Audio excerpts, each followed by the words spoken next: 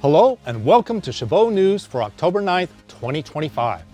My name is Bruce and today we'll be covering college cuts, the Epstein files, and a synagogue attack in Manchester. In entertainment news, Alan will tell you all about Cyndi Lauper's Las Vegas residency and Diddy's sentencing. And finally, in sports news this week, Enrique has the latest updates on the Super Bowl and a former NFL quarterback being released from jail. All that and more coming up on today's edition of Chabot News.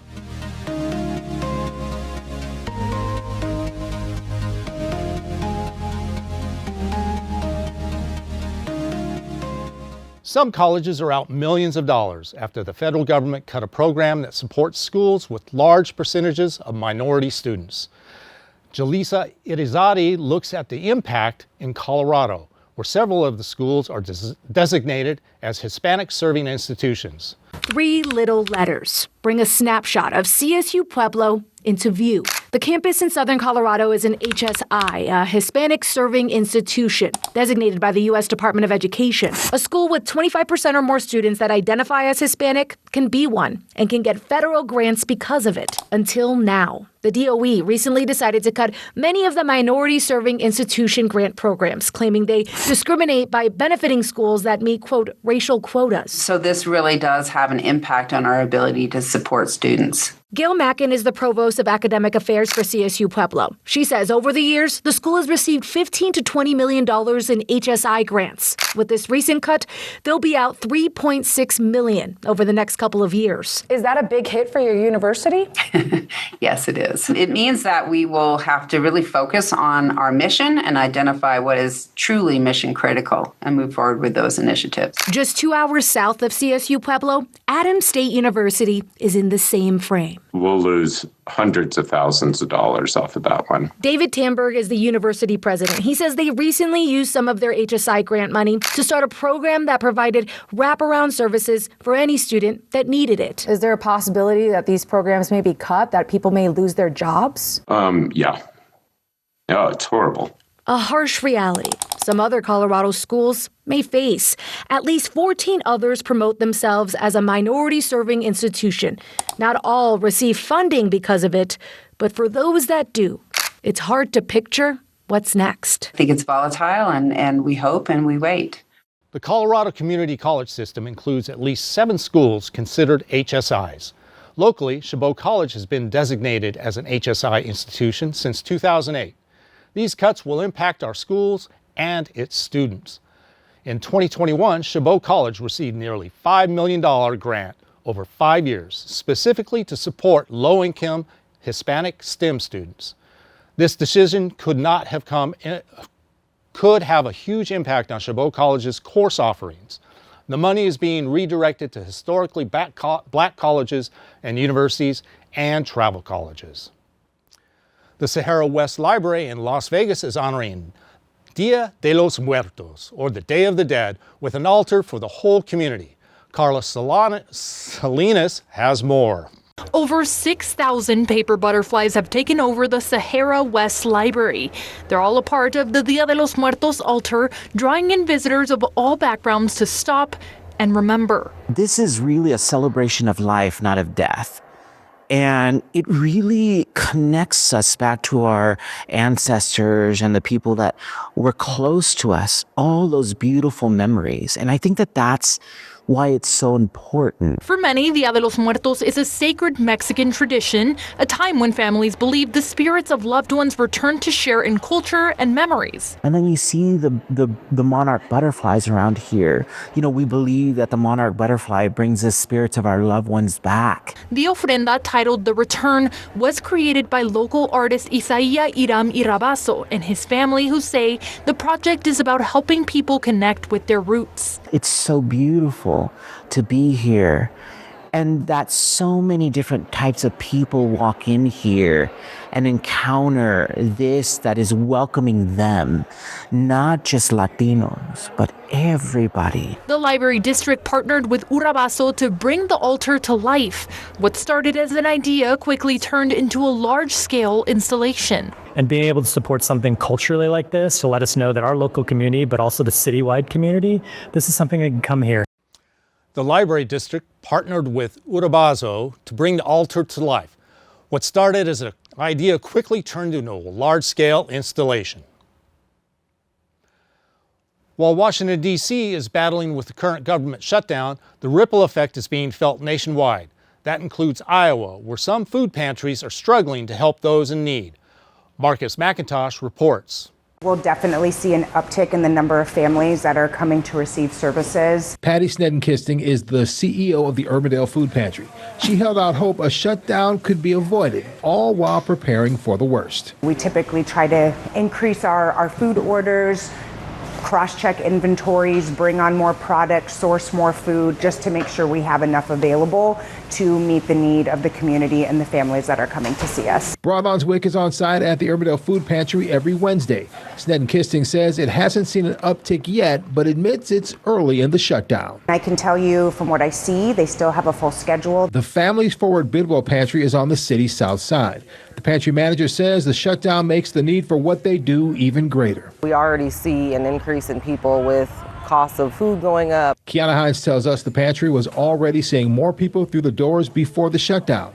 She's worried what could happen if it stretches on. It's going to impact a lot of people, again, especially with the SNAP benefits. The SNAP benefits are already not enough to meet the needs of most of our pantry guests. WIC has come to this pantry to sign up people eligible for its services and even donates formula to the pantry. We give out for free to our pantry guests, so if that program is not functioning, we won't have those donations of formula that we can give out to the people who need it as well. Thank you, Marcus, for that report. The Iowa Department of Health and Human Services says it's taken extraordinary measures to fund the WIC program, which provides food for women, infants, and children. Let's all hope that the government shutdown ends so that Iowa can resume feeding its women and children. Texas Congresswoman Jasmine Crockett, a former civil rights attorney known for her sharp courtroom skills, responds to Donald Trump's calls to prosecute his prosecutors. Let's look at the CNN video. Congresswoman Crockett went on to talk about the accountability that is needed with leaders like Donald Trump. Jasmine Crockett said, quote, "That has the potential of putting us in harm's way," end quote. Let's go to Alan for this week's entertainment report. When we see the consolidation of power, when we see them trying to chill speech of jokesters, when we're seeing all of this, that is a playbook out of Hitler, and I won't deny it. Like, these are the facts. But one of the things that I've never done that the president has done consistently is called specifically for violence. He has said, oh, beat that one up. He has said those types of things. We know that Charlie Kirk was saying things about who should live and who should die. Congresswoman Crockett went on to talk about the accountability that is needed with leaders like Donald Trump. Jasmine Crockett said, quote, "That has the potential of putting us in harm's way," end quote. Let's go to Alan for this week's entertainment report. Thanks, Bruce. All eyes are back on the federal courthouse in Manhattan. Disgraced hip-hop mogul Sean Diddy Combs was back in court. He was convicted of 2 counts of transportation to engage in prostitution in July. Lee Waldman was live in Midtown Manhattan. Lee, what can we expect?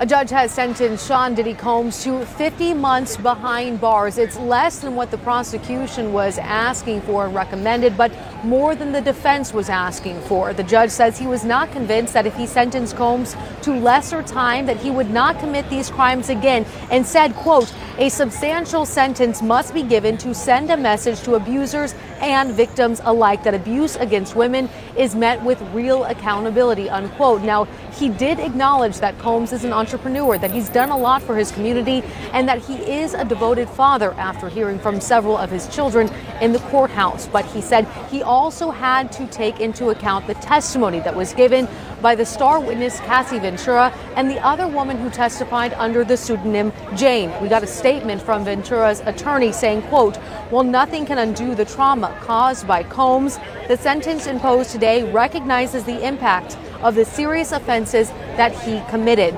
Combs also addressed the court ahead of his sentencing, and he begged the judge to grant him mercy, saying that his actions were, quote, "disgusting, shameful, and sick." The judge acknowledged that Combs would be in a dark place now, but encouraged him to lean on the people that he loves and allow them to lift him up, just like he has lifted others up. In New York, I'm Lee Waldman. Combs has remained in jail since July verdict after the judge twice refused requests by his attorney to grant him bail. Despite the potential for a years-long sentence, Combs' defense team has continued to tout the verdict as a win. Cyndi Lauper is going to Sin City. The singer-songwriter announced a set of shows in Las Vegas for 2026. Her first residency at the Coliseum at Caesar's Palace will take place late April and early May. Tickets go on sale this week. Although Lauper completed her farewell tour this summer, she did say she would continue to perform concerts. Lauper will be inducted in the Rock and Roll Hall of Fame in November. Amongst her most famous songs, She Bop, True Colors, and her signature track, Girls Just Wanna Have Fun. I'm Alan Sampson, and that's a wrap for this week's entertainment news. Now back to you, Bruce. Thanks, Alan. In other entertainment news, the House committee subpoenaed more information and files regarding the Jeffrey Epstein case. Additional information about the late Jeffrey Epstein has been handed to the House Oversight Committee. The Epstein estate, complying with the subpoena, turned over another batch of documents to officials. They include a spreadsheet of handwritten messages, plus emails, flight logs, and cash transaction ledgers. The estate has asked the committee to hold back on releasing information to the public until a review of potential redactions can be made. Some high-profile Republicans, including Donald Trump, have been pushing to prevent more information about the convicted sex offender from being released. The slow release of the Epstein files is frustrating Democrats, and it seems like there is something to hide as President Trump requested that no more Epstein files to be released. Friday was supposed to bring the government's latest jobs report, but the government shutdown delayed that release. Now businesses, job hunters, and investors are without that insight at a crucial time. Karen Kaffa reports from Washington. In the midst of a government shutdown on Friday morning, the latest government employment data was a mystery even to U.S. Labor Secretary Lori Chavez-DeRemer. Usually we get the reports the day before, and I haven't seen that for this month. The delay of the release of the September jobs report from the Bureau of Labor Statistics means Wall Street investors, Main Street businesses, and consumers have one less piece of the economic puzzle to make important financial decisions. It's not like all the data goes away, but it's certainly one source that a lot of people pay attention to could be quite delayed. One private data source, the ADP payroll report released Wednesday, estimated the private sector lost 32,000 jobs during September. With healthcare and education adding jobs, most other sectors slumping, and small businesses with fewer than 50 employees shedding more jobs than larger companies. There's been this wait and see from employers in terms of whether they're going to hire. We've seen a number of employers, for other reasons, decide that they are going to contract their workforces, and so we're seeing those announcements as well. If a shutdown drags on and continues to stall the release of future economic reports, the Federal Reserve could be without key data when they meet for their next move on interest rates at the end of the month. In Washington, I'm Karen Kaffa. Thank you, Karen. Without a jobs report from the BLS, it is extremely difficult for policymakers to make the right choice to help the economy best. There is already uncertainty in the accuracy of numbers due to Trump administration's firing of the previous BLS commissioner. This stalling of vital information to assist decision makers will add another layer of difficulty in supporting our economy. Let's turn it over to Enrique. Enrique, who is playing the Super Bowl halftime show? Thanks, Bruce. Super Bowl 60 is months away, but we now know who will perform at the halftime show. It's three-time Grammy Award winner Bad Bunny. The NFL and Apple Music made the announcement on Sunday evening. Bad Bunny released his latest album, Debe Traer Más Fotos, last January. It was his sixth solo album. Rumors had swirled for months that another pop singer, Taylor Swift, might headline the NFL halftime show. She is engaged to Kansas City Chiefs tight end Travis Kelce. Earlier this month, NFL Commissioner Roger Goodell hinted Swift might be the halftime performer during a TV interview. But that did not end up happening, and Bad Bunny will now be the headliner for the show. Former NFL quarterback Jay Cutler will be released from a Tennessee jail on Thursday. Cutler is serving a 4-day sentence in Williamson County that began Monday in October of 2024. Cutler rear-ended a SUV with his pickup truck in Franklin, 20 miles south of Nashville. Once police arrived, they noticed a strong smell of alcohol. Authorities also found a rifle and loaded pistol in his vehicle. Cutler was charged with DUI. The 42-year-old pleaded guilty back on August 26. A plea deal dropped a weapons possession charge against him. Cutler was ordered to pay a $350 fine and forfeit his gun. His Tennessee driver's license was also revoked. Well, that is it for this week's Sports Report. I'm Enrique. Now back to you, Bruce. Thanks, Enrique. In other news, police in Manchester say 2 people are dead after a man rammed his car into a crowd of people at a synagogue. The attacker began stabbing people before officers shot and killed him. The attack happened on Yom Kippur, the holiest day in the Jewish calendar. Nick Robertson has more. British Prime Minister has come back from a high-level leaders meeting, European leaders meeting in Copenhagen to chair a security cabinet, a COBRA top-level security meeting here with his key security officials. He is saying that he'll put more police out around the synagogues, even across the country. Even as we were driving here, we saw outside the Jewish Museum police outside there as well. So Jewish community centres will get more protection. We've heard from the London mayor saying he will be doing a similar sort of thing. But across the UK, since October 7th, anti-Semitic attacks have stepped up, and particularly, perhaps over the past few months, many people in Jewish communities across the UK in fear of an attack just like this. And I was speaking to a man here with his children a short time ago and saying, look, we're afraid. He said, I'm even considering moving potentially to Israel because we just don't feel safe here anymore. And I think that is pervasive among many people in many Jewish communities, be it in London, be it in Manchester, be it in many other parts of the UK. And today, that fear was realized, sadly. Thank you, Nick. On a day meant for solemn reflection, tragedy struck at the heart of Manchester's Jewish community. A synagogue became the scene of terror, leaving worshippers in shock and grief. Police ended the attack, but the scars of violence will linger. Jewish communities are again confronted with anti-Semitic violence. While a so-called drone wall could be a way to bolster European security, a measure underway right now is NATO surveillance flights over the parts of the Eastern Europe. CNN was invited to ride along on one 8-hour mission. Here's Fred Pleitgen. A quick takeoff from an airbase in western Germany.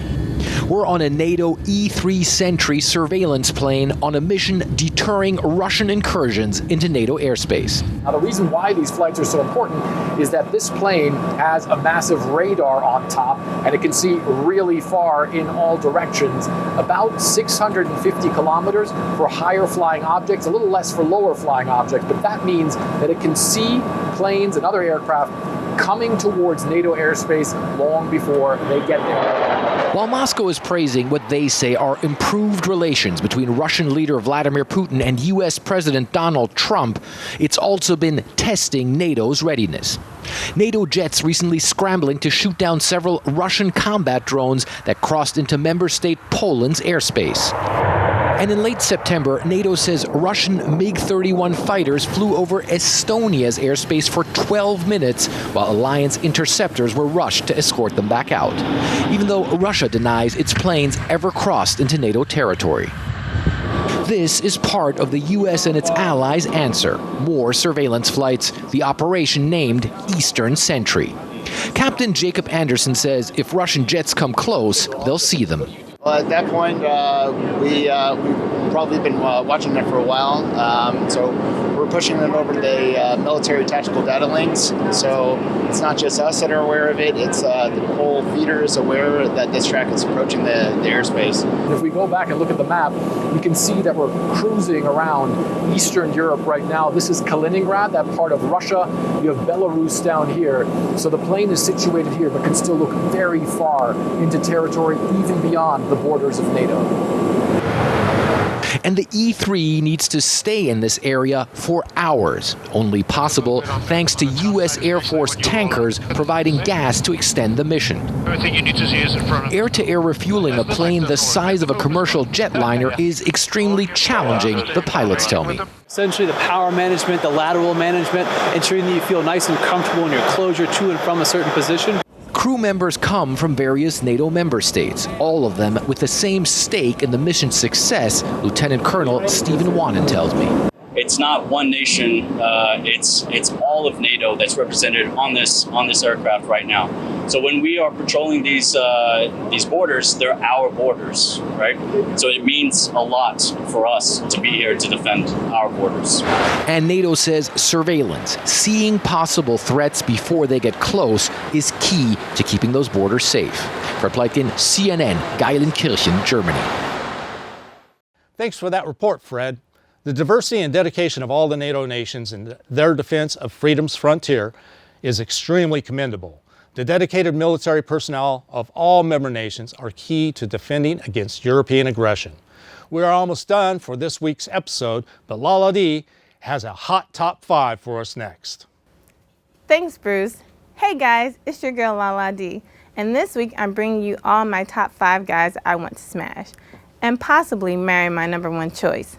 These are the men I have chosen just based on how much I lust for them.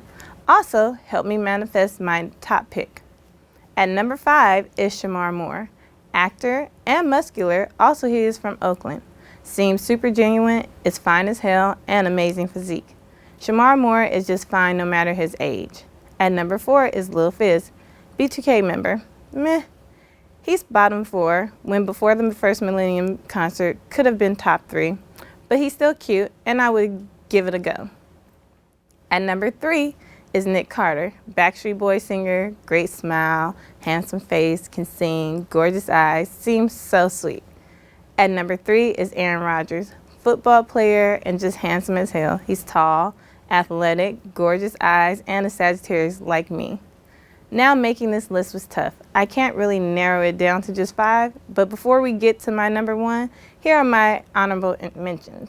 Shout out to Chris Brown, because he's fine, can sing, and I would like to smash at least once. And speaking of fine singers, shout out to Adam Levine. Now on to my number 1 guy, Trey Songz. Singer, actor, good person. My man, my man, my man. Help me manifest it. Just because he's fine and simply amazing and smells so damn good. Also, he's a Sagittarius like me. Well, I'm going to need to take a break. Those are my top 5 with honorable mentions. Don't forget to help me manifest Trey. Until next time, this has been Lala D's Top 5. Back to you, Bruce. Thanks, Lala D.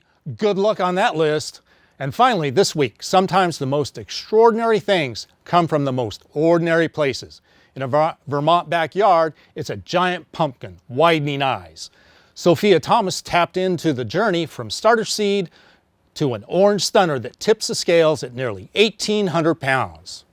It gets a little geeky sometimes. Before his world turned orange, pumpkins were a simple fall decoration at John Young's Jericho home. I told my wife, we can grow pumpkins. I'm not going to pay for pumpkins again. So now we pay like 50 times more to grow giant pumpkins. Is it worth it? 100%. Then he grows them in just 2,400 square feet of backyard. I think we probably have one of the smallest lots of any giant pumpkin growers in the world. Young has 3 pumpkins this year. He even named them. His gal, Mary Lou, setting a personal weight record and placing 4th at Sam Maz's Way Off. His Cinderella-esque pumpkin, Katie, is off to the Topsfield Fair in Massachusetts. Young recruited help for the load-up. He's been calling when he has to move him to all the different events and stuff, so yeah, I enjoy it. Has it thrown out your back? No, they got it down pretty good. That's thanks to this tripod that does most of the heavy lifting for you. Oh, you just picked it up. You didn't realize how strong you were. They start as seeds under lights inside, moving to the yard in early summer. For Young's neighbors, it's like Halloween in July. Youngs are back at it already. It's kind of neat to walk by and just watch the progress through the months. By fall, a few pumpkins usually split open from the rapid growth and succumb to rot. It's worse than devastating. It's heartbreaking. But it makes the last pumpkin standing extra special. Every pumpkin that makes it to the way off is an accomplishment. Young never expects to win first or even second place, and that's not his goal. For him, it's about enjoying the community of growers and the supersized spectacles in his yard. I think I'm still fascinated by them after almost 30 years to see a pumpkin that's like the size of a ping pong ball or smaller.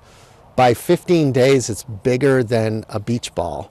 And then it just goes up and up and up from there. So it's amazing. Young's pumpkin, Katie, won the Best Looking Award at the fair this past weekend. Great job, Young, and amazing work, Katie, for your growth. Can you say giant pumpkin pie, anyone? Enjoy your shine. You go, girl. Let's all strive to grow healthy and happy like Pumpkin Katie.